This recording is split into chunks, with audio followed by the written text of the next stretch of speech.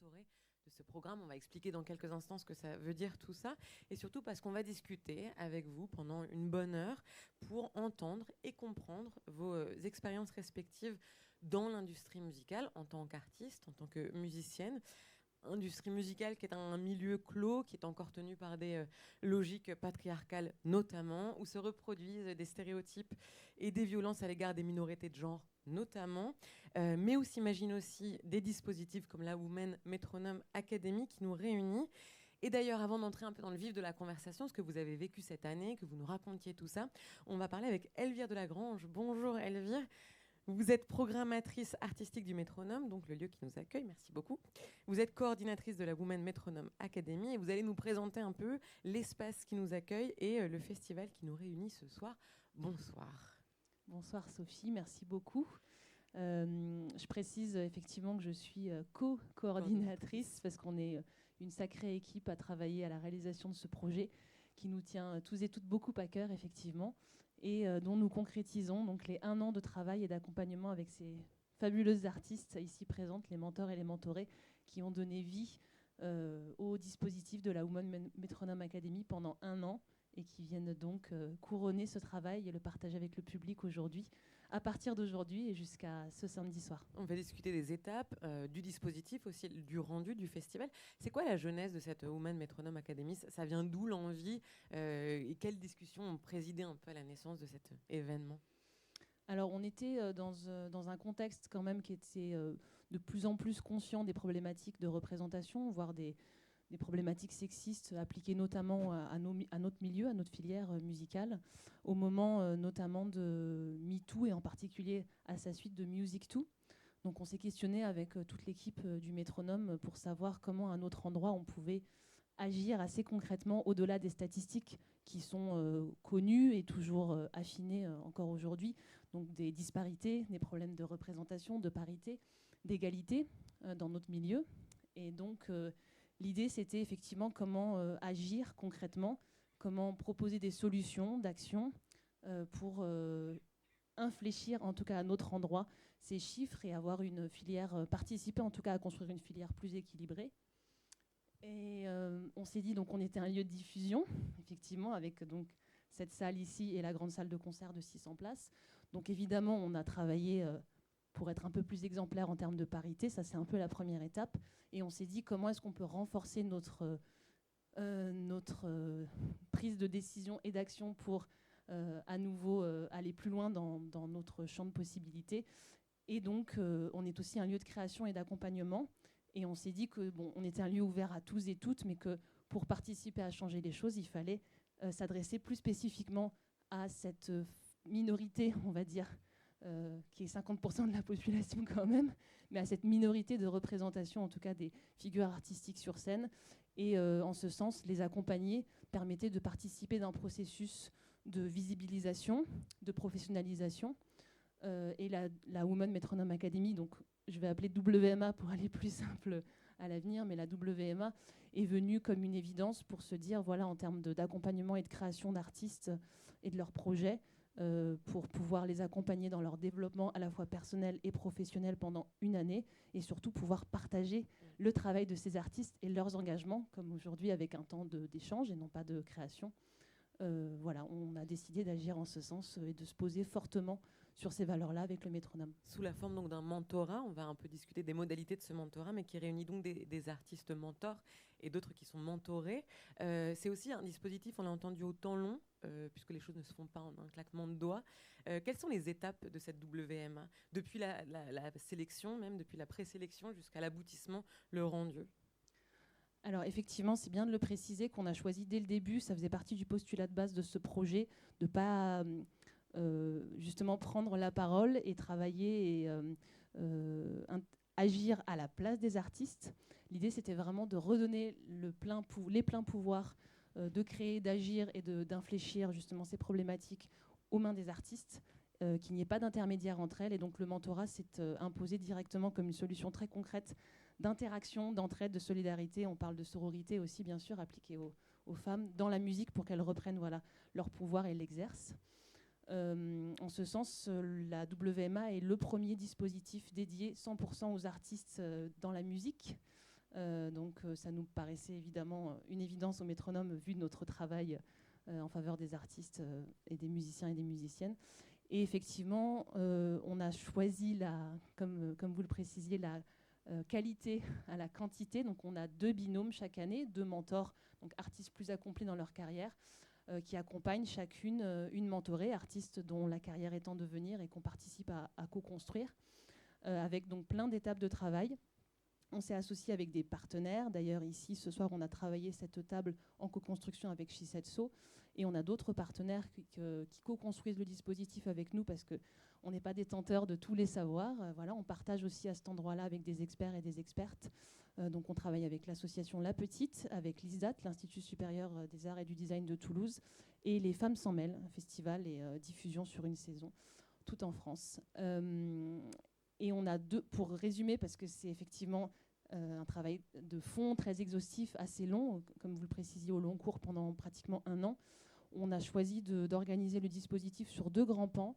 Le premier, c'est vraiment le volet expertise artistique et professionnelle, donc les arts de la scène, comment est-ce qu'on met en scène son travail, le coaching vocal, le coaching instrumental, qui se concrétise avec une résidence de création pendant 1 semaine au métronome en présence de la mentor et de sa mentorée.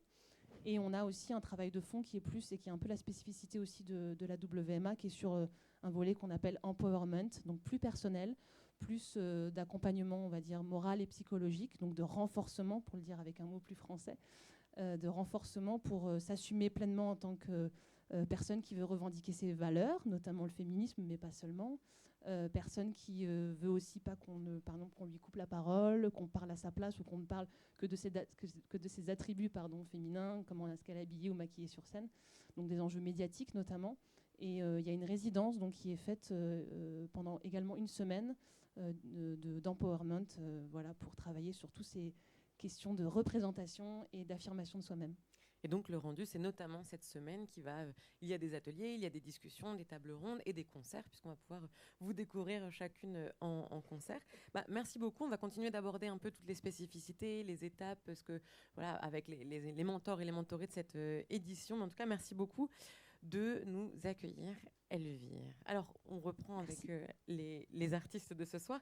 Thérèse, Laura Cahen, Roxane et Mafalda Aye. Vous vous êtes donc rencontrés, je crois, respectivement, parce que sélectionnés comme mentor et mentorés. Est-ce que vous vous souvenez de comment vous vous sentiez, comment vous êtes sentis au premier jour de ce dispositif, il y a près d'1 an quasiment? Qui saurait dire? Thérèse. Je me suis sentie illégitime. Ok, on rentre direct dans le vif du sujet. Ouais, non, vraiment, en fait, j'étais très honorée, vraiment très honorée qu'Elvire et Vincent me proposent. Parce que je connaissais déjà le dispositif depuis la toute première année, étant donné que les artistes mentors comme mentorés, je les connaissais déjà, le milieu de la musique étant petit. Mais je me suis tout de suite demandé ce que j'étais capable d'apporter à une autre artiste. Comment je pouvais le faire, comment est-ce que je pouvais ne pas projeter qui j'étais sur la personne, comment je pouvais l'aider et pas donner des conseils qui n'étaient pas à juste titre, je ne sais pas comment dire, mais on se connaissait pas à l'époque, et c'est vrai que parfois on a tendance à balancer comme ça. Moi, j'en ai eu beaucoup, des gens qui m'ont balancé des conseils mais qui ne savaient pas qui j'étais, d'où je venais, ce que j'avais envie de faire de ma vie. Et du coup, voilà pourquoi je me suis sentie légitime. Mais bon, le temps a passé, on a été pas trop mal accompagnés. 1 an plus tard, tu te sens plus légitime. C'est la question de la légitimité sur scène. Quand on est une artiste, c'est essentiel, et c'est notamment le produit d'une industrie hyper patriarcale. Toi, tu saurais dire, Roxane, comment tu t'es sentie au moment de la sélection? Oui, moi, même si j'ai la position de mentorée, je me suis sentie aussi illégitime et ouais, je me demandais si j'allais, si j'avais toutes mes raisons d'être là, d'être choisie, et je me suis sentie aussi de l'autre côté vraiment super chanceuse et privilégiée d'avoir été choisie. Tout le monde s'est senti légitime en fait dans la sélection. Laura, Mafalda, vas-y. Non. C'est bien. Tu t'es sentie comment? J'ai fait yes. Joyeuse et juste yes. heureuse. J'étais dans une friperie déjà toulousaine que j'aime beaucoup. T'es du côté de Toulouse, toi. Du côté de Toulouse, moi je suis à Toulouse et donc le métronome m'a annoncé ça, j'étais dans la friperie, j'ai jumpé, j'ai annoncé la bonne nouvelle, je suis venue au métronome direct après pour boire un coca ou un autre truc du genre pour célébrer quoi. Et moi aussi, même si je me suis sentie légitime, je suis aussi très reconnaissante et honorée qu'on m'ait choisi parce qu'il y avait des dizaines, centaines de candidatures, qu'on ait quand même 2 mentorés par an. Donc voilà, il y a 2 personnes choisies sur plus de 130 candidatures, un truc comme ça, peut-être que j'ai une connerie. Donc ouais, je me sentais vraiment chanceuse, mais je me suis dit que c'était le bon timing, qu'il fallait que ça m'arrive et qu'il fallait que je trouve surtout le bon moyen de m'en servir et savoir comment m'en servir et je ne savais pas. Voilà, j'étais quand même un peu dans le flou. Dans le doute et le questionnement, mais pas vis-à-vis de toi, peut-être vis-à-vis juste de ce que tu allais pouvoir en faire comme outil. C'est ça, dans le parcours et tout quoi. Et les rapports mentor-mentoré. Ouais. Et toi, Laura, tu saurais dire ce que tu as ressenti ? Je partage un peu le sentiment de Thérèse. Je pense que j'ai l'impression d'être toujours un peu forcément en construction. D'ailleurs, j'espère l'être toujours. Mais donc, du coup, comment transmettre quelque chose quand on n'est pas fini. Mais on peut transmettre des questions aussi. On peut transmettre un chemin de questionnement. On n'est pas obligé de donner des réponses. Je me demandais comment j'allais trouver ma place dans ce dispositif. Comment si j'allais être capable d'accompagner quelqu'un d'autre, donc évidemment. Et aussi d'être juste, c'est ça surtout, parce que pas prendre trop de place, au contraire, pas essayer de reproduire des schémas que j'ai déjà vécu, par exemple, dans d'autres sortes de dispositifs où c'est plus un truc de... Oui, on te dit quoi faire sur scène et on te dit ça c'est bien, ça c'est pas bien. Oui, avec le recul, je me dis que ça m'a servi, bien sûr, et puis j'ai pu questionner ces choses-là, mais j'avais pas envie d'être cette personne-là, en tout cas, et c'est difficile, en fait, de prendre cette place-là. Oui, parce qu'on n'imagine pas forcément, on pense que la mentorée va tout apprendre, mais en fait la mentor apprend aussi énormément de choses dans la rencontre. On va évoquer plus largement le dispositif, mais d'abord c'est un peu la thématique de cette conversation, c'est la question faite de la place, et si ce dispositif existe, c'est non seulement donc parce qu'il y a un mouvement un peu général de Music Too, de MeToo, un questionnement qui agite la société, et en même temps parce que ce dispositif pallie des failles de l'industrie musicale, des stéréotypes et violences à l'égard des femmes et minorités de genre qui se perpétuent malgré ces améliorations, malgré cette prise de conscience collective dont on va pouvoir discuter. Et donc avant de tenter d'imaginer une industrie musicale déconstruite, égalitaire, inclusive, on va parler de tout ce qui ne va pas. On va essayer, ça va être long. On va le tenter depuis, en tout cas, les premiers moments où une jeune femme, une jeune musicienne se dit qu'elle veut faire de la musique, jusqu'à ce qu'elle se fasse effectivement une place. C'est un parcours qui est parfois semé d'embûches, de rencontres malencontreuses, de mauvais conseils, de choses décourageantes, de violences qui se surimpriment selon ce qu'on représente aussi et si on est à l'intersection de plusieurs combats. Et peu importe le milieu, peu importe le style de musique, ça pour le coup, on parle de l'industrie musicale en général. Est-ce que vous vous souvenez, et là encore c'est une question collective où je vous invite chacune à répondre, du moment où vous vous êtes dit « Ok, j'ai envie de faire de la musique, j'ai envie de devenir musicienne, mais je sens que ça va être compliqué, je sens qu'il va y avoir des obstacles ». Si je peux me permettre, moi je me suis pas dit ça. Tu t'es jamais dit j'ai envie de faire de la musique et je vais faire de la musique, mais petit à petit on se rend compte qu'il y a des obstacles, mais je pense que, je sais pas comment dire, au moment où tu te dis je vais faire ça, moi en tout cas je savais que ça serait pas simple, mais je me suis pas dit oh là là il va falloir prendre mon fusil sous le bras gauche. Non, c'était plus de toute façon c'est ça que je veux faire, donc je vais le faire. Thérèse aussi ? Ouais, en fait, je me dis souvent que, comment dire, si j'avais su, peut-être que j'y serais pas allée. Mais en réalité, je parle vraiment des difficultés. Ouais. Je pense qu'on oublie aussi toutes les joies que ça nous apporte, parce que sinon, évidemment, qu'on continuerait pas. Mais c'est vrai que je pense que c'est inimaginable, la quantité de travail, d'investissement qu'il faut, de hargne aussi, pour à la fois déjà juste créer, parce que c'est dur, juste simplement de créer, mais aujourd'hui on nous demande plus du tout que ça. C'est un peu le souci. Il faut savoir faire tous les métiers et très très vite, et très très bien, et avec plein d'argent qu'on n'a pas. Et du coup, c'est vrai que c'est pas simple. Et puis, tu parlais d'intersection tout à l'heure. Pour ma part, j'en cumule quelques-unes. Déjà, je suis une femme, comme la plupart des gens qui sont là. J'ai plus de 30 ans. Je suis asiatique. Il y en a quand même très, très peu dans le milieu de la musique. Puis, j'ai fait une sorte de coming out de maladie l'année dernière, parce que j'ai dû me faire opérer pour une greffe hépatique d'une maladie héréditaire.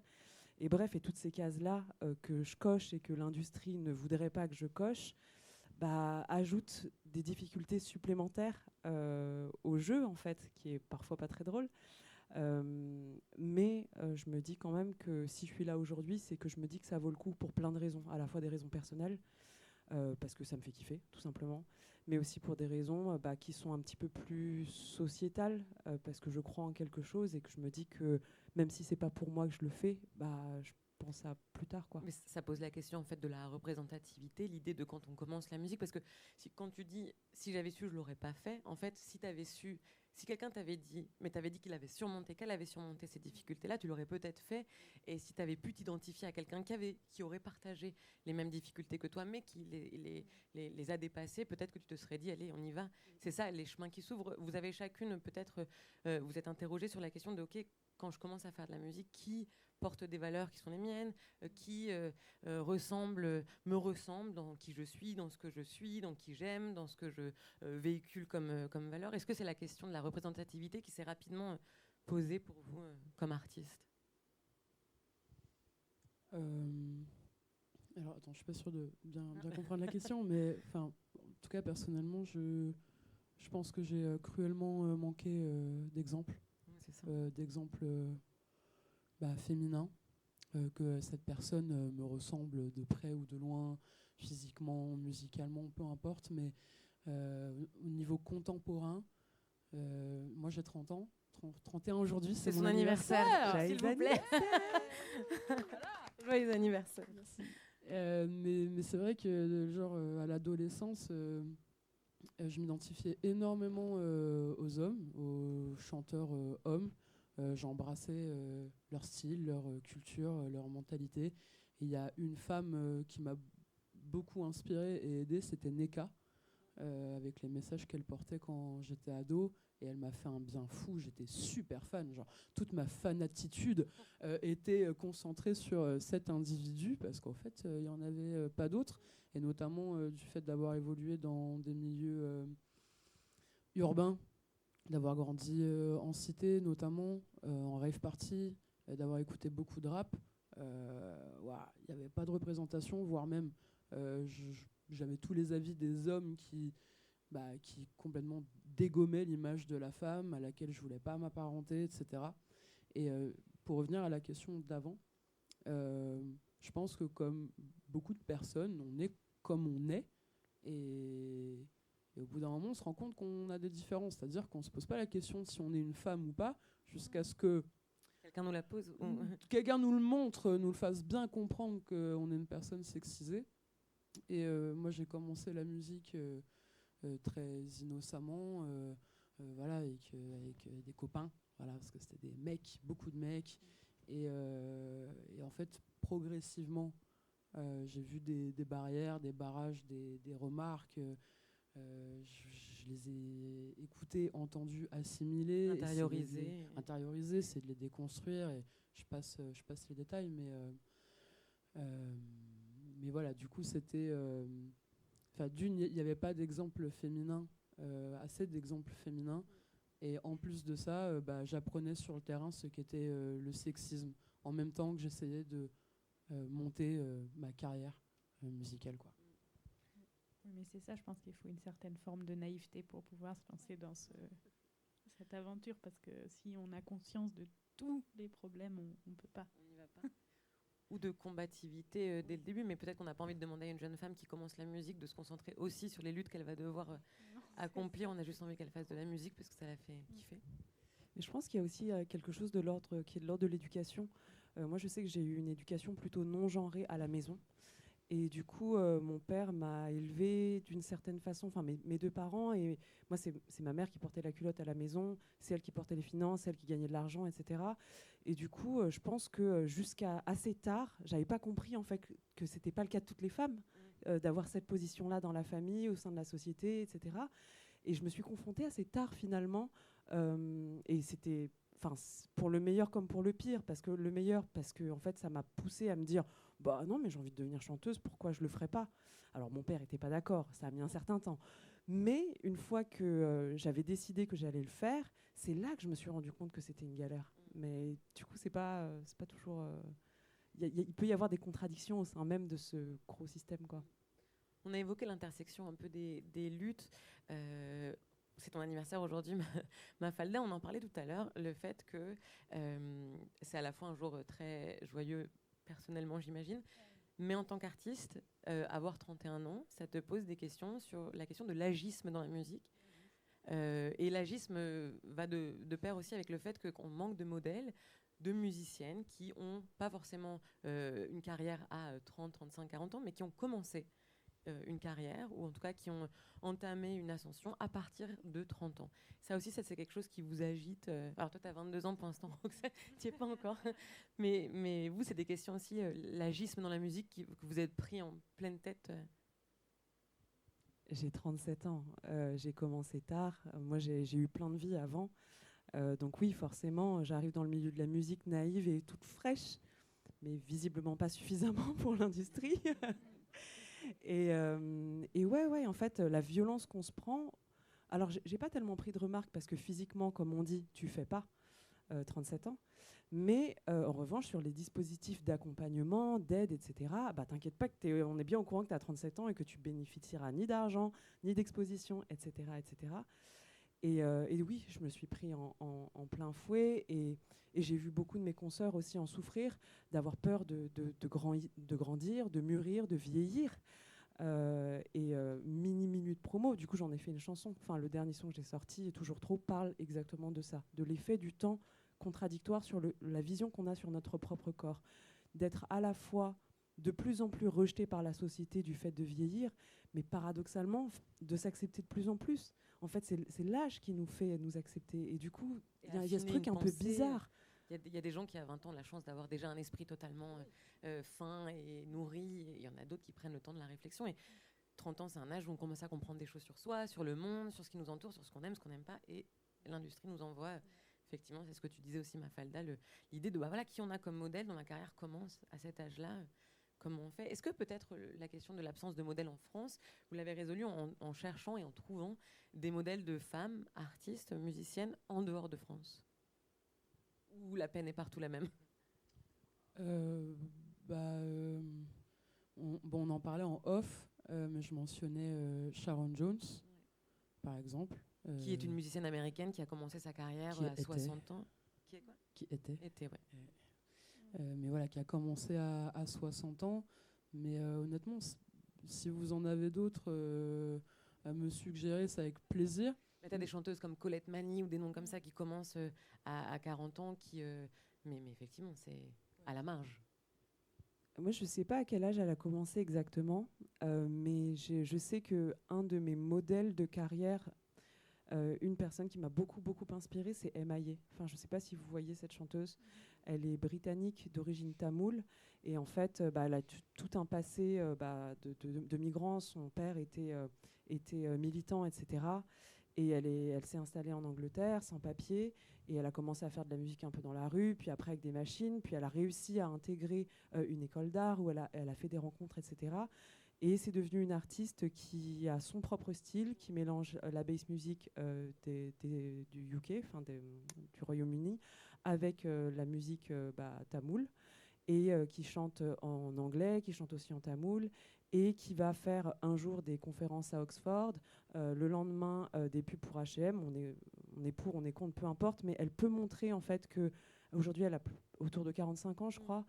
Et elle montre en fait que une femme peut y arriver, une femme peut être complexe, peut être aussi intello que fashionista. Tout un terme pour ça, c'est arc-en-ciel. J'aime bien l'idée d'arc-en-ciel qui intègre ses propres nuances et qui intègre une variété de choses.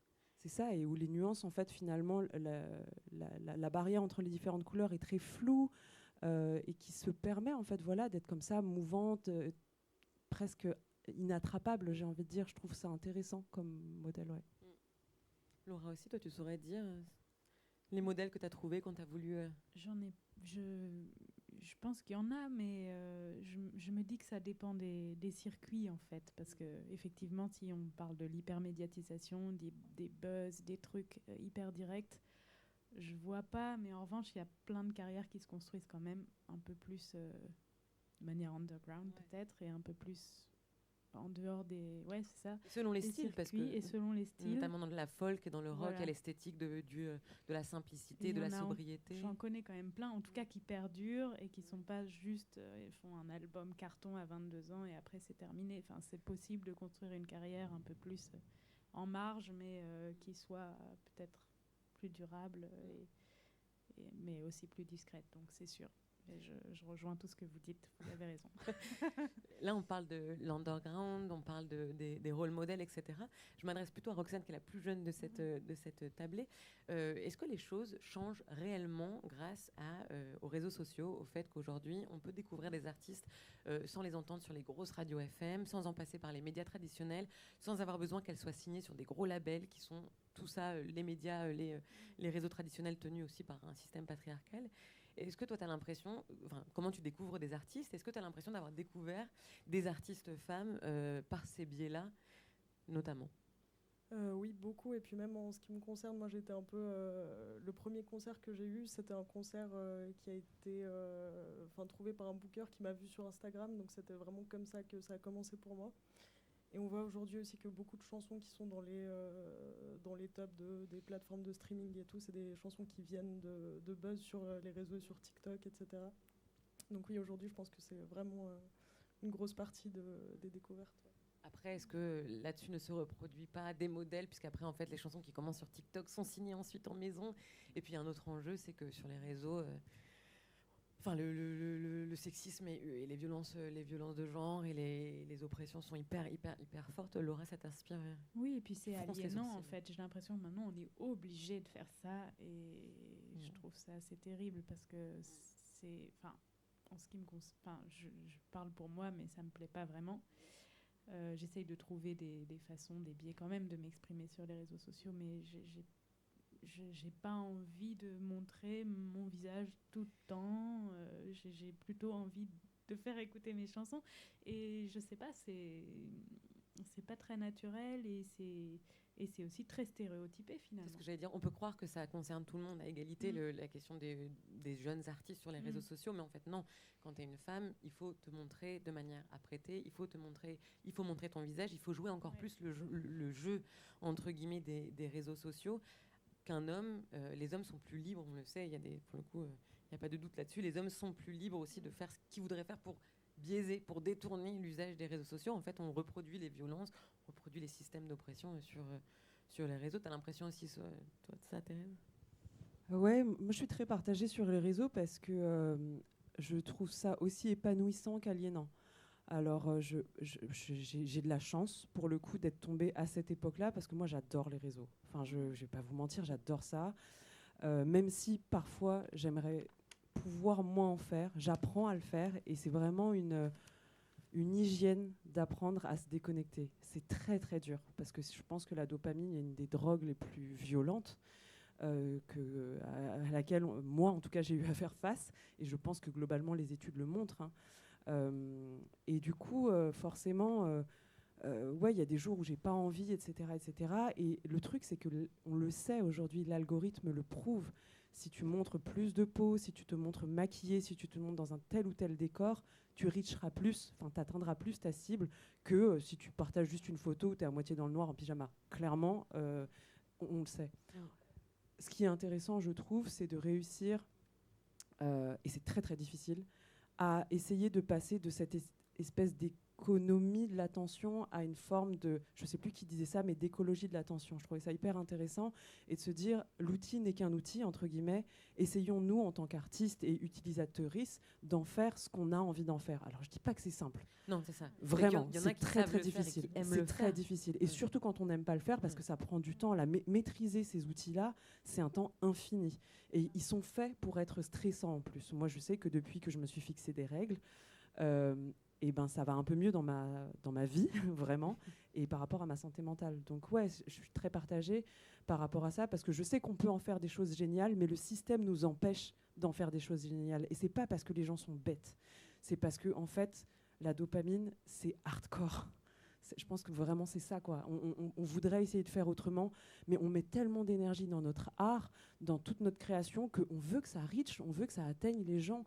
Et du coup, on joue aussi ce jeu-là qui nous fait souffrir. Et bref, ça devient un peu une spirale infernale. T'es un peu dans une virtuosité des choses qui se reproduisent d'une autre manière. Mafalda, tu voulais réagir là-dessus aussi Ouais, je voulais réagir. Ça me fait penser à quelque chose. J'adore le maquillage. Pour moi, c'est se peindre dessus, hein, c'est faire de soi un peu une toile, et je pense que juste c'est dommage qu'il y ait une espèce d'injonction à ça, et je dirais à personne quoi faire ou ne pas faire, mais plus aussi il y aura de femmes ou de personnes sexisées ou discriminées de par leur genre qui se montreront comme elles le souhaitent, et notamment cheveux en bataille, pas de make-up, mais comme peut le faire d'ailleurs Thérèse de temps en temps, qui fait beaucoup de vidéos spiquées, pas juste des photos. Ça nous habitue aussi ces dernières années. On a vu, mais plus que jamais, en 50 ans, on a vu mais plus que jamais de la cellulite dans les photos, ou des rides dans les photos sur Instagram, ou des corps qui sortent de la norme, et ça fait énormément de bien, et c'est ça qui devient la norme. Donc aussi, plus on montre que être une femme, personne sexisée, c'est cet exemple-là de personnes super apprêtées, super make-up, etc., et personnes ultra naturelles, en fait, ça encouragera les diverses représentations, et il y aura peut-être moins d'injonctions. Ça, du coup, ce qui est gênant, c'est quand même que tout tourne autour de l'image et du corps, et qu'on ne peut pas faire juste de la musique sans avoir à se montrer sous tel ou tel angle, quoi. Et c'est ça qui est quand même un problème. C'est justement l'autre chose dont je voulais parler. J'y pense verbalement. Je me rends compte que toutes les carrières musicales qui se sont faites à visage masqué étaient des hommes. Du génie. Énorme, mais du génie, mais des hommes principalement. À part, je sais pas, peut-être Gorillaz, où il y avait cette bassiste qui était représentée. Mais sinon, être un homme et se couvrir le visage, on peut briller par plein d'autres choses. Et faire ça quand on est une femme, ça devient un problème. On te demande forcément un moment de te montrer, de donner plus de toi, de jouer un certain rôle, ou de le détourner, mais de la bonne manière, etc. C'est vrai qu'on nous pousse, hein. Moi, je ne veux pas citer de nom et tout ça, mais on m'a toujours dit, il faut que tu mettes ta tête en avant, quoi. Et en fait, pourquoi ? Et parce que ça fait vendre, et parce que ça reste une industrie conservatrice, patriarcale, le capitalisme, enfin tout se recroise. Bon, d'ailleurs, on va commencer à avancer, parce que même une fois qu'on s'est fait une place dans cette industrie, ça reste compliqué, ça reste un chemin de croix. Les maisons de disques, les salles de concert, les studios d'enregistrement, les orchestres, les médias, ce sont très, très, très, très souvent, sauf à la marge, des milieux d'hommes, donc historiquement, avec des habitudes qui se perpétuent, qui vont du sexisme ordinaire jusqu'aux violences sexistes et sexuelles. Comment est-ce qu'on s'arme contre ça quand on est une jeune artiste ? Quelles paroles, quelles pensées, quels gestes nous donnent de la force justement pour faire face et y arriver dans ce milieu ultra violent ?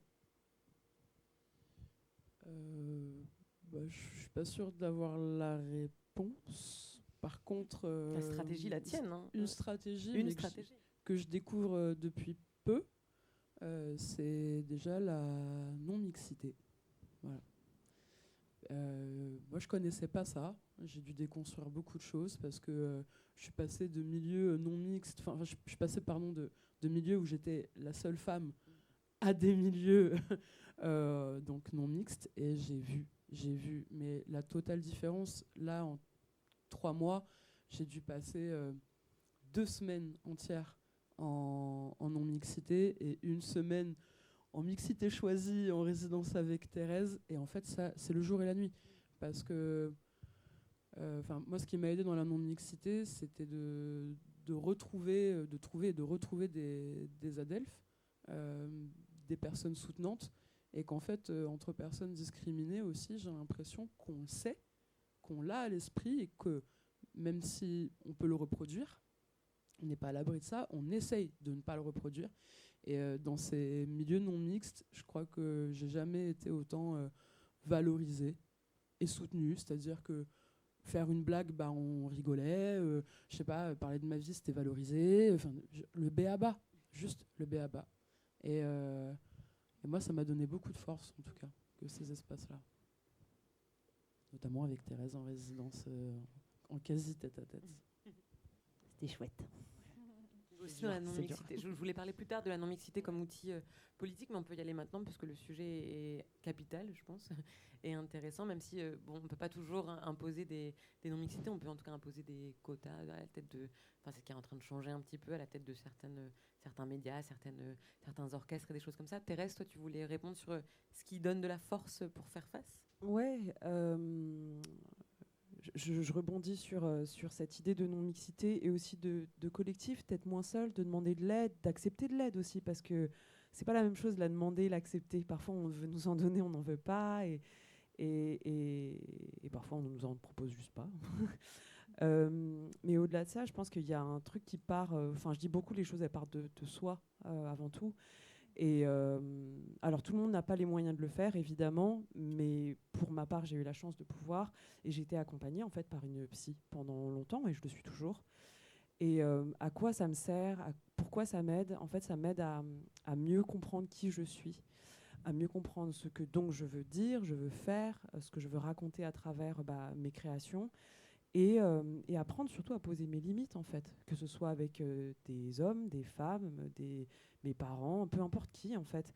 C'est de se dire qu'on a le pouvoir de dire non, le pouvoir de dire ça, je ne veux pas, et sans jugement. C'est pas que je trouve ça nul ou que c'est pourri, c'est que c'est pas pour moi. Et d'arriver à dire non sans avoir peur de vexer l'autre, qu'on nous aime plus, parce que souvent c'est ça, ou que les gens n'aient plus envie de travailler avec nous. Je pense que c'est souvent ça en fait qui nous empêche de poser nos limites. Et du coup, je pense que ouais, c'est un travail à faire qui est ultra important, parce que c'est comme ça qu'on va s'entourer en fait, choisir nos partenaires, qui va nous défendre, qui va nous représenter, qui va nous accompagner en tournée. Avec qui on va se taper 24 heures sur 24 pendant X mois, etc., avec qui on est en studio, est-ce qu'on se sent safe pour délivrer des textes qui sont ultra intimes. Et tout ça, ça part de la connaissance de soi, en fait, et sa capacité à dire oui, j'ai envie, non, je ne veux pas. Et c'est très basique, mais... Ouais, se connaître pour s'entourer des gens qui peuvent protéger aussi. Et puis ça, c'est d'un point de vue personnel, mais d'un point de vue artistique aussi, c'est ce qui a mis à mal tant de générations de femmes artistes, c'est qu'elles étaient mal entourées, mal conseillées, usurpées. Enfin, voilà, on les utilisait, on se servait d'elles. Laura aussi, toi, tu as exactement. Je pense que les armes, c'est de savoir bien s'entourer. Et en ce qui me concerne, là, ces dernières années, d'avoir été aussi actrice, de prendre une place dans ces questions-là et de me positionner aussi dans ma création et dans ma position en tant que leaduse de projet, de faire en sorte d'être... que tout soit plus équilibré, d'être entouré de plus de femmes, de travailler avec plus de femmes. Et oui, et de partager ces questions-là avec d'autres.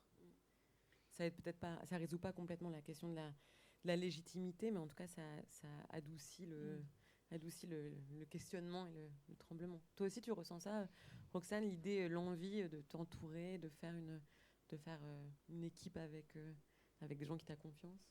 Oui, j'ai envie. Après, je pense que c'est, comme on l'a dit, c'est pas forcément évident d'être bien entouré. Donc parfois aussi, c'est peut-être un peu plus simple de gérer un maximum tant qu'on peut le faire.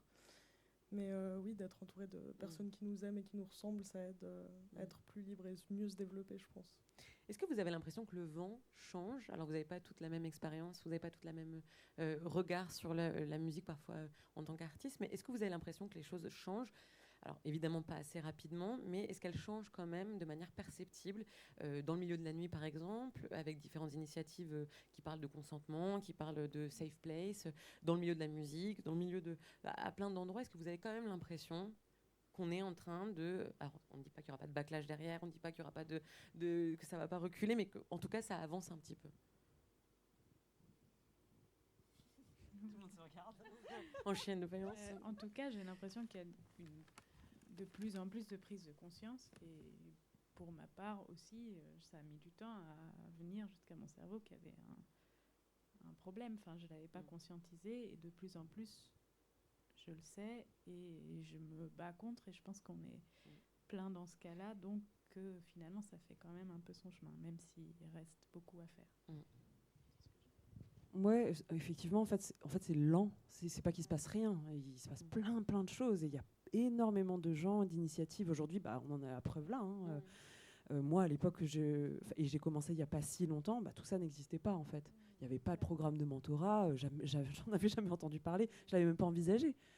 Et du coup, oui, il y a des choses qui changent. C'est juste que dans le concret, par exemple... sur les gros festivals, etc. Alors, il y a des initiatives par des femmes et personnes assimilées et des personnes qui soutiennent, mais dans le chemin mainstream, c'est encore... il y a des choses encore à expliquer parfois qui sont... Enfin, t'as l'impression d'être au Moyen-Âge, quoi. C'est compliqué.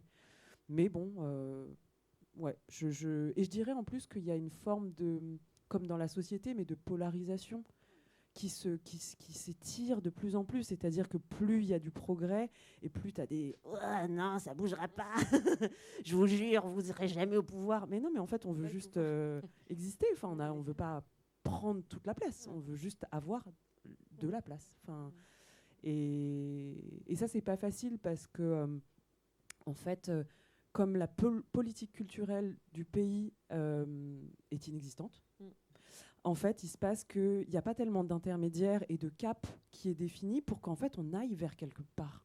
Et du coup, on a juste l'impression que ce qui se passe dans l'industrie de la musique, c'est une guéguerre entre des gens qui veulent de la place et des gens qui ne veulent pas laisser la place. Alors qu'en fait, il ne s'agit pas de ça, au fond.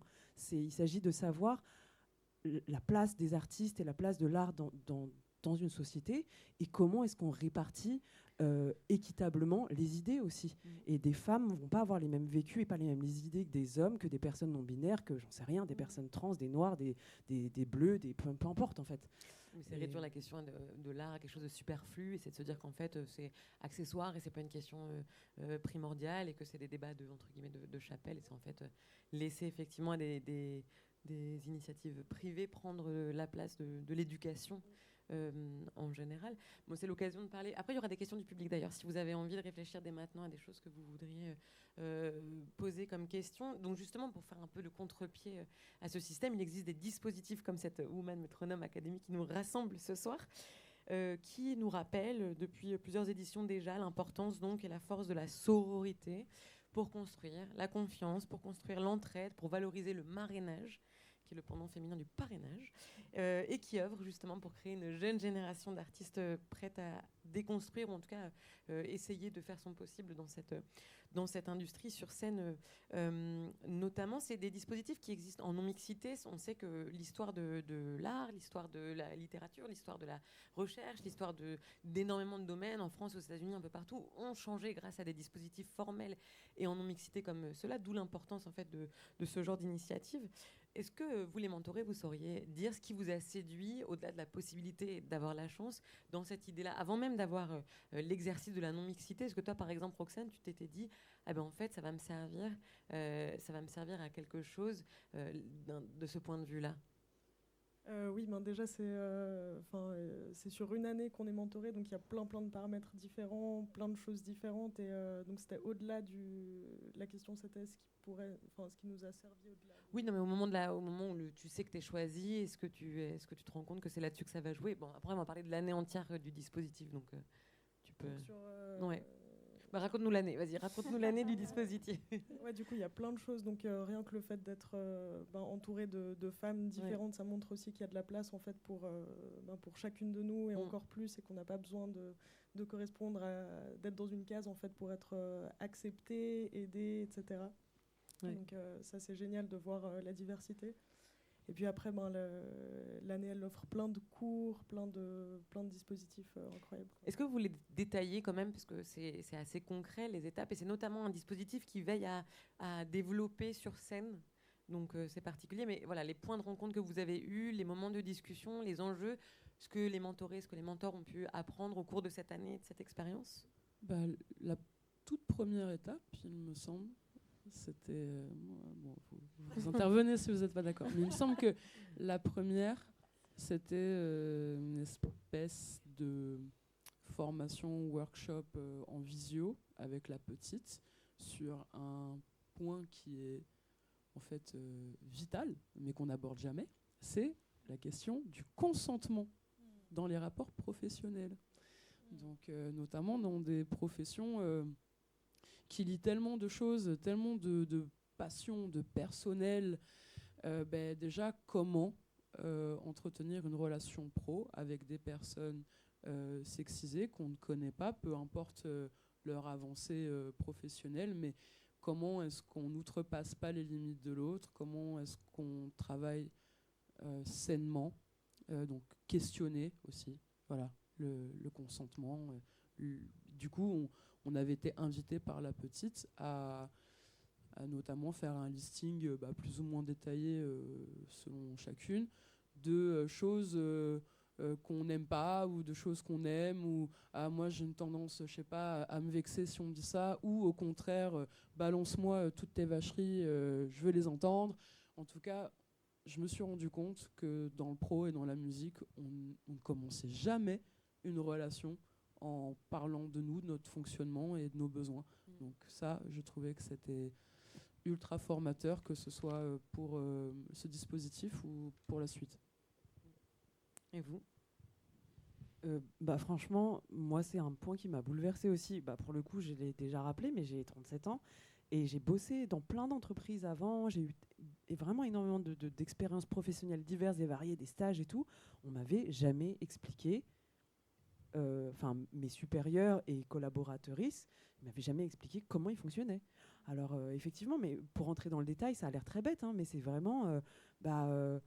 t'inquiète pas, moi j'ai tendance à regarder mes messages sur WhatsApp, je lâche des vieux vus, mais je vais te répondre au bout d'un moment, tu peux me relancer au bout d'une semaine par exemple, si je t'ai pas répondu, relance-moi. Mais en général, je lis mes messages et juste je réponds pas tout de suite.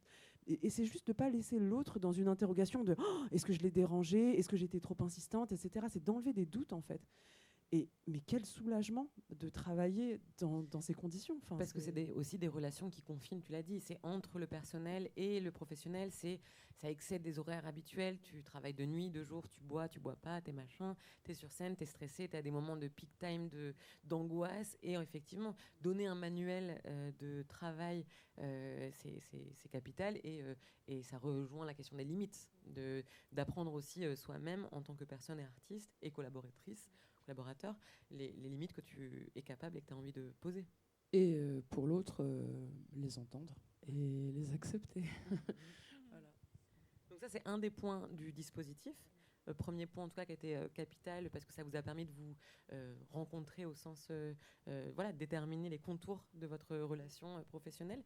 Et ensuite, concrètement, la relation mentor-mentoré, comment elle fonctionne. On a entendu les doutes que vous pouviez avoir dans la légitimité à transmettre des choses, mais comment ça se passe? Je sais que ça s'écoule sur notamment une semaine, il me semble, de travail et d'échange, mais comment ça se passe, les journées? Les journées pendant la semaine de résidence? Ouais. Déjà, en amont, on s'est parlé pas mal soit on s'est téléphoné, soit ça a envoyé des messages, s'est fait des rendez-vous par visio et tout pour apprendre à se connaître. Mais ça, c'est dommage qu'on n'ait pas plus de points de rencontres, de visu physique, je pense, avant la résidence. Mais bon, mais du coup, la résidence, c'est le moment où tout d'un coup, on passe une semaine ensemble, donc on apprend vraiment à se connaître. Et là, en tout cas, avec Roxane, elle a travaillé ses chansons sur scène et j'étais comme je ne vais pas dire un miroir, mais quelqu'un qui lui renvoie ce qu'elle fait, qui la questionne et qui... Ce qu'on appelle un regard. Dans la danse, on appelle ça le regard, parfois. C'est ça. Et je ne sais pas quoi dire d'autre, mais en tout cas, il y a eu vraiment de mon point de vue, une grande évolution entre le premier jour et le dernier jour, sans que j'ai non plus fait moi plein de choses. C'est plutôt elle. Et je pense juste d'avoir quelqu'un qui renvoie la balle et qui comprend. Et ça fait avancer beaucoup plus vite que quand on travaille tout seul, quoi. Toi, Roxane, qu'est-ce que tu as l'impression d'avoir appréhendé comme exercice pendant cette semaine-là? Moi, c'est surtout du coup la présence scénique et la prise de parole qui me pose problème. Entre les morceaux, Entre les morceaux, en ouais, introduction. exactement. C'est un autre métier aussi, hein. Là encore, vous n'êtes pas comédienne. Ouais. Et puis j'avais jamais fait une résidence comme ça avec quelqu'un qui m'a coachée, justement, qui a eu ce regard-là. Comme Laura, d'habitude, c'était tu t'entraînes chez toi, tu vas sur scène, tu finis la scène et puis ça se répète. Et donc ouais, j'étais super contente et il y a eu une évolution. Ça donne un sens aussi à l'idée de critique, au sens où c'est pas une critique négative ou positive, c'est juste une critique qui vient accompagner et analyser. Vous, votre relation, enfin la dynamique, c'était comment entre vous deux? Je commence. Okay. Par exemple, j'ai été coachée, je pense, mais 3 fois dans ma vie scéniquement par des personnes différentes en régional. Et c'était pas du tout pareil. Voilà. C'est que le coaching scénique, même si on te dit pas quoi faire, c'est des exos très spécifiques qui sont censés t'amener à une réflexion par toi-même. Mais c'est des exos ficelés. Là, c'était le chaos. Là, c'était le chaos parce que moi, j'étais dans un chaos. Thérèse, je veux pas parler à ta place, mais c'était quand même une succession de trucs un peu chiants aussi dans ta vie. Ouais, j'étais pas dans mes meilleures dispositions. C'était un peu la loi de Murphy, quoi. Je vivais 2 mois un peu chaotiques, il se passait plein de trucs pas cool. Donc on est arrivés toutes les deux dans un état pas cool. moyen. Moyen. Et du coup, on n'avait pas cette barrière du coaching où la coach te dit quoi faire, etc. Là, c'était bon. On est livré à nous-mêmes, on fait comment. Et du coup, pour moi, ça a été vraiment un accompagnement. Pas du coaching, parce que quand il a fallu coacher, entre guillemets, scéniquement sur les déplacements, Thérèse m'a donné son avis, pour le vocal pareil, la SAP pareil. On a aussi passé beaucoup de temps à discuter. Voilà, parce que moi j'avais quand même bien mon live, mais beaucoup de doutes, de réflexions. Du coup, en l'occurrence, Thérèse, elle m'a beaucoup écouté. Déjà, elle m'a accepté avec ma darkness, mon impatience, mes nerfs, parce que vraiment c'était très dur cet été. Et elle a jonglé avec ça, et moi aussi j'ai essayé tant bien que mal de jongler avec elle et d'essayer de lui dire ce qui se passait en moi. Et vraiment, on a œuvré comme ça, mais c'était pour moi, au-delà du coaching scénique ou du coaching style ou vocal. C'était un ensemble, comme quelqu'un qui regarde, te donne son avis, se censure ou pas. Et là, je te laisse la parole. En fait, ce qui a été génial, c'est que mon illégitimité, je vais réussir à le dire, elle est tombée au moment où il a fallu faire le premier retour. La première discussion, elle m'a dit « tu peux y aller ». Faut pas me le dire 2 fois. Mais du coup, j'avais l'autorisation quelque part de dire ce que j'avais à dire. Je suis pas quelqu'un de violent de toute façon. Enfin, je crois pas, j'espère pas. Mais voilà. Mais d'avoir l'autorisation de pouvoir être sans filtre, pour moi, c'est quelque chose d'extrêmement important. Et je lui avais déjà dit en amont que j'étais quelqu'un plutôt direct. Alors, je cherche pas à être malveillante. Vraiment, je déteste être méchante. Vraiment, ça me procure aucun plaisir. Donc, je fais attention, mais j'ai besoin d'être très transparente. Et elle m'a permis de le faire. Et du coup, à partir de là, je pense que ça a démarré. Ça a démarré assez vite, d'ailleurs, je trouve. Et en fait, ce qui est génial avec cet accompagnement, c'est que on discute, on applique. On discute, on applique. On discute, on applique. On essaye, on rate, on recommence, on s'énerve, on fait des pauses. Enfin, c'est vraiment...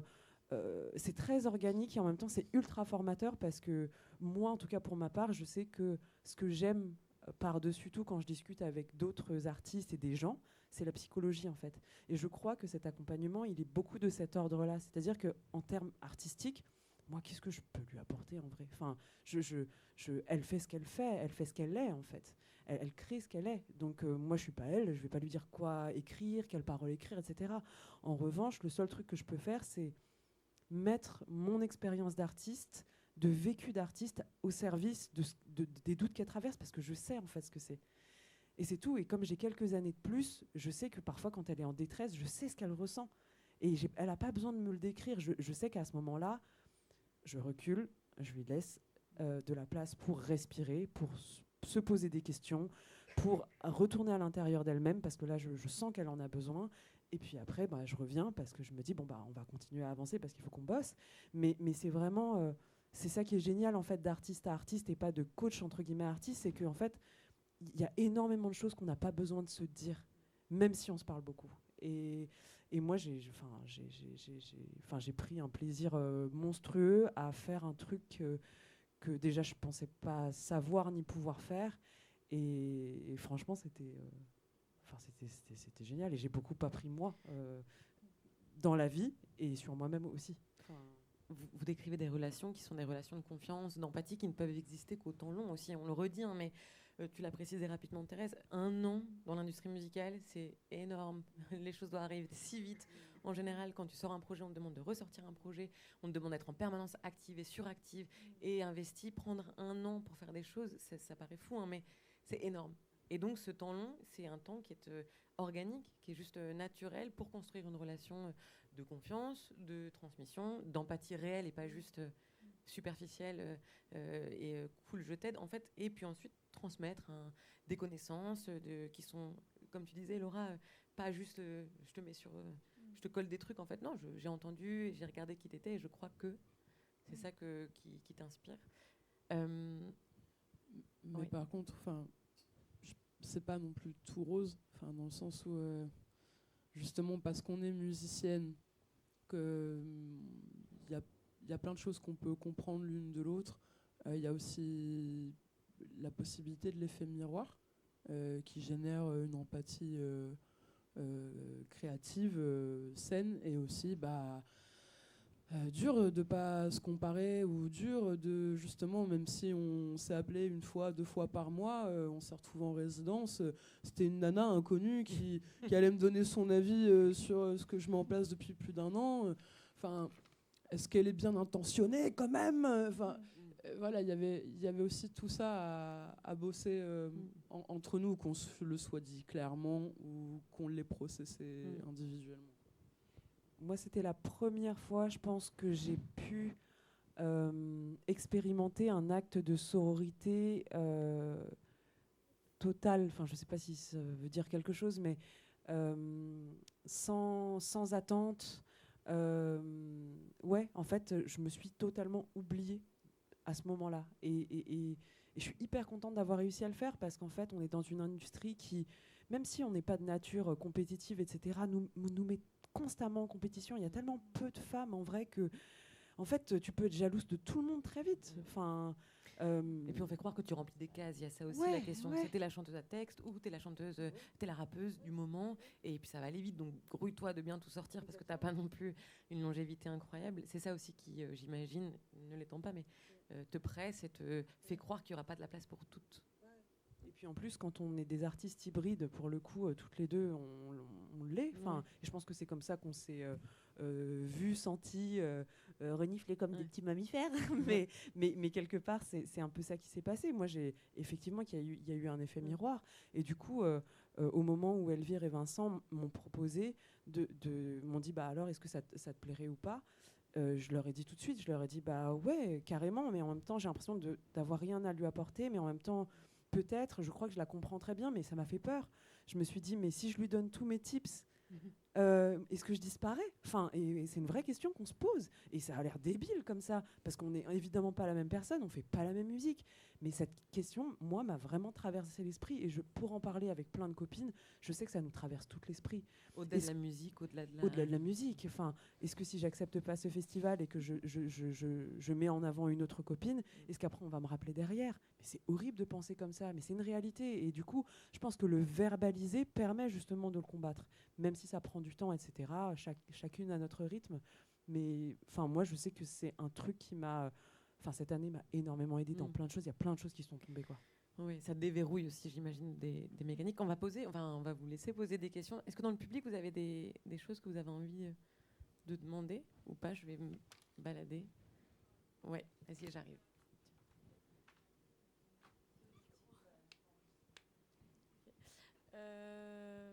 Et du coup, au vu de tout ce que vous avez dit, comment vous arrivez à ne pas prendre en compte cette dimension de longévité et vraiment créer, quoi? Enfin, c'est hyper compliqué, je trouve, de pas prendre en compte tous ces facteurs et juste se concentrer sur la musique, sur ce qui compte réellement. Je sais pas. En ce qui me concerne, quand j'écris, j'essaie de vraiment pas penser à ça, parce que sinon,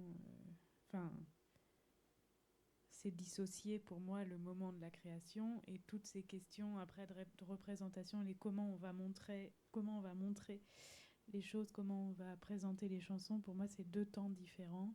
Donc, quand j'écris mes chansons, je suis pas vraiment la même personne que celle qui va les montrer après, je pense, et je me protège de ça parce que sinon, oui, je me censurerais trop tout le temps déjà. Et en plus, oui, je pense que j'y arriverai pas. Parce que je me dis, à quoi bon? De toute façon, il me reste plus qu'1 an.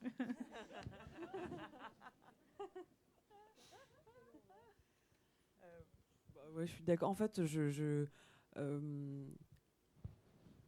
pense que j'écris pas pour être chanteuse. Et je pense qu'il y a plein de gens qui écrivent et qui ne composent pas pour être chanteur ou chanteuse. C'est pas pour le métier en fait qu'on le fait, c'est parce qu'on a besoin de le faire.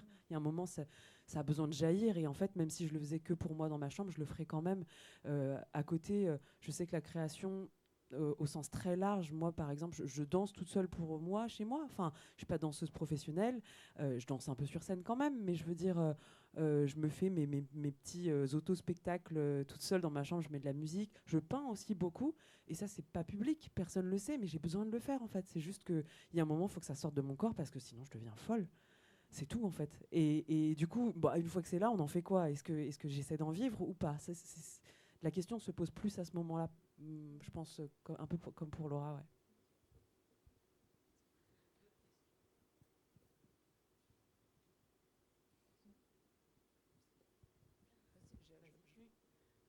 C'est pas une question, c'est un commentaire. En fait, je suis contente que le sujet de la sororité soit tombé et celui de la non-mixité, parce qu'en fait, je représente ce soir She Said So, qui est donc le partenaire de cette rencontre. Et en fait, ce réseau-là, c'est vraiment créé justement pour sortir de l'isolement, parce que il regroupe toutes les professionnels et les personnes minorisées de genre qui travaillent dans la musique, artistes comme les personnes qui sont dans les équipes administratives de production, et même les journalistes, même en fait, des professions qui ne sont pas dans le même code APE selon Pôle emploi, c'est-à-dire les personnes qui ont un lien avec la musique, de près ou de loin. Et l'idée, c'est de se créer justement du soutien, de la cooptation, ce type de choses qui existent moins dans nos métiers. Et pour ça, il y a 1 an, on a créé un répertoire qui s'appelle Majeur. Donc, s'il y a des professionnels de la musique ici dans la salle ou qui nous suivent sur les réseaux, c'est important en fait de se créer un profil pour être identifié, parce qu'à tout moment, le but du répertoire, c'est que n'importe qui peut le consulter. Donc, pas que les personnes concernées, mais aussi des personnes qui sont en situation de pouvoir dans nos métiers et qui aimeraient utiliser leur pouvoir pour faire changer les choses. Et donc l'idée, c'est que sur tout le territoire français et d'outre-mer, il puisse y avoir toutes sortes de professions en lien avec la musique qui soient représentées. Et comment des techniciennes, des personnes qui font de la vidéo, mais qui ne le font que dans le milieu de la musique, par exemple, ou des personnes qui font de l'illustration, mais que pour des artistes. Enfin, voilà. Donc, ça peut être vraiment... C'est des personnes qui travaillent dans le milieu musical au sens large. Et donc, évidemment, on a énormément d'artistes et de compositrices. Et donc... je vous invite à le faire, c'est gratuit. Cet outil, on l'a développé pour ça. Et l'avantage, c'est qu'une fois qu'on a fait son profil, on peut avoir le contact des autres personnes qui sont inscrites. Et donc, ça peut aussi nous aider à créer des opportunités. Voilà. Donc, c'est un commentaire qui est dans le prolongement de la discussion, mais qui est un outil concret qui existe, en fait, pour être moins seul. Merci beaucoup. Shisetsu. Shi, A majeur. Majeur, point, enfin... Alors, majeur, ça sera majeur comme le doigt. Mais du coup, le site s'écrit avec le point médian e.s. Mais si vous cherchez l'URL, donc ça sera majeur au pluriel, au féminin, .org. Et donc ça, c'est le répertoire. Et après, le réseau s'appelle She Said So. Et si c'est en anglais, c'est que c'est un réseau international. Donc si en plus vous avez des ambitions internationales, ça peut vous aider. Ça peut paraître, mais c'est vraiment des... Moi, je suis donc journaliste à la base. On fonctionne de la même manière depuis quelques années entre femmes journalistes, notamment de la musique. On a des groupes WhatsApp, on se tient au courant de « Ah tiens, il y a tel poste qui s'est ouvert, il y a telle conférencière, on recherche ». Et on s'est rendu compte qu'en fait, on se volait absolument pas la place.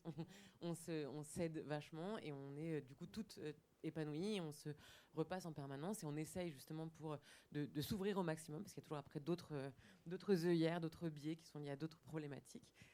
Mais voilà, effectivement, c'est très important d'essayer de construire ces réseaux d'entraide parallèles au système qui ne va pas vous les fournir. Merci déjà. Ce serait quoi les apports concrets en vous, en votre musique, qu'il y a eu donc en un an, si vous regardez un peu quand vous avez commencé le programme en tant que mentoré et mentor, et après, maintenant comment, ouais. Tu parles musicalement ? Les deux, musicalement et en vous. Parce que la WMA, selon moi, c'est quand même très axé sur la scène. Okay. Et du coup sur la prise d'espace et de pouvoir scénique et accompagnement scénique plus parce que il y a les coachings, les intervenantes, on est sur des salons, donc c'est pas une résidence à l'année, c'est quand même beaucoup plus avec le mentorat, mais au niveau artistique, moi je suis pas sûre par exemple d'avoir encore vraiment assimilé ou développé, parce que je suis tout sauf musicienne en ce moment dans ma vie. Je fais tous les à côté pour justement publier ma musique et la faire connaître. En revanche, ce qui s'est passé en moi, c'est une réelle envie de collaborer avec des personnes sexisées, discriminées de par leur genre, et d'être aussi dans l'embauche, c'est-à-dire embaucher plus de personnes comme ça, en avoir plus dans mon entourage, en tout cas un entourage beaucoup plus mixte qu'auparavant, et je me sens beaucoup moins seule, même si je suis seule et que peut-être je me sens intrinsèquement seule.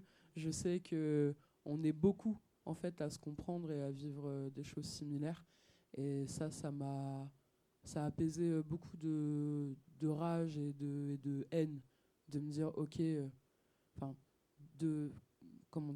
me décentrer en fait, arrêter de regarder seulement ma situation, mais me dire en fait on est tellement à se comprendre et à vivre des choses similaires que ça m'a un peu détendu sur mes propres problèmes.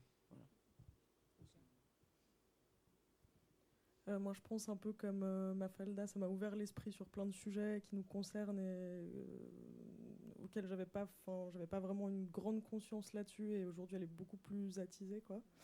Et après c'est très très spécifique, mais du coup moi j'ai pris des cours un peu de danse typiquement. Okay. Et c'est quelque chose que j'avais pas eu l'occasion de faire de cette manière-là, et du coup ça m'a ouvert à plus de possibilités avec mon corps, de me sentir plus à l'aise, et puis tout le travail qu'on a fait avec Laura musicalement pour mon show à moi, il m'a beaucoup apporté On a fait beaucoup de travail sur les nuances, typiquement, chose que je faisais pas beaucoup parce que j'avais des peurs que Laura a bien comprises aussi et desquelles on a discuté. Et ouais, du coup, personnellement, musicalement, ça m'a beaucoup apporté, mais ouais, d'un point de vue très personnel. Et, ouais. Mais ça faisait partie de l'accompagnement, du coup, ces cours de... Okay. Ouais, ça faisait partie de l'accompagnement. En fait, on avait un peu une liste de nos envies et de nos besoins. Et puis, voilà, j'ai pris des cours de guitare aussi. Après, Mafalda, je sais pas, toi. Moi, j'ai eu aussi une chorégraphe intervenante pour des choses spécifiques. J'ai repris des cours de technique vocale, par exemple. Voilà, ce genre de choses. Il y a eu coaching du stress. Coaching du stress. Avec un des seuls hommes intervenants de toute cette aventure, qui est Patrick Roger, je pense que je peux le mentionner. Donc, coach en stress.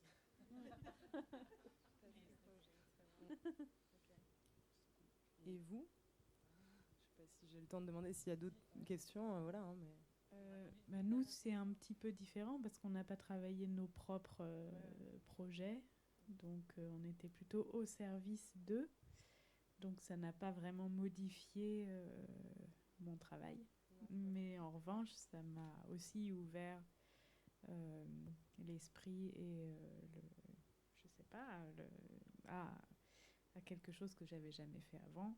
Et me rendre compte que j'étais capable d'avoir aussi un avis précis sur le travail d'une autre et que j'étais aussi peut-être capable de la comprendre et que nos sensibilités, parfois très proches et parfois très éloignées, pouvaient se répondre et s'alimenter et que c'était super intéressant.